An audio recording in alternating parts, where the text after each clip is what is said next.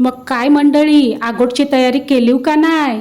सुकी मासली साठवून ठेवलीव का नाही? तर बघा मंडळी, आजच मी ही कर्दी घेतली. दारावर कोळी नालती तिच्याकडून घेतली. आज असा पण मला प्रश्न पडलेला, काय करू? मग काय, कर्दी होतीच, निवडून पण ठेवली. आता मी तीच करणार आहे. मस्त लागतं हो. 2-4 कांदे जेवायचे न मिनी वांगा बटाटा घेतलाय. टमाटा तर लागतंच. कांदा मस्तपैकी उभा पातळ कापून घेवायचा.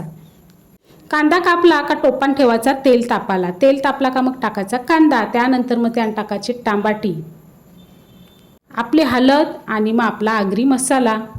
सगळा मस्त मिक्स करायचा न मग टाकायची वांगी बटाटी. वांगी बटाटी तुम्हाला टाकायची तर टाका, हो, नाही टाकली तरी चालतात. सुकी कर्दी चाळणीत धुवूनशी घेतली ना, मग तीव त्यान टाकली ना, मग काय सगळा मिक्स करायचा. मग झाकणात पाणी ठेवायचा ना, 5 मिनटं, फक्त 5 मिनटं शिजून द्यावाचा.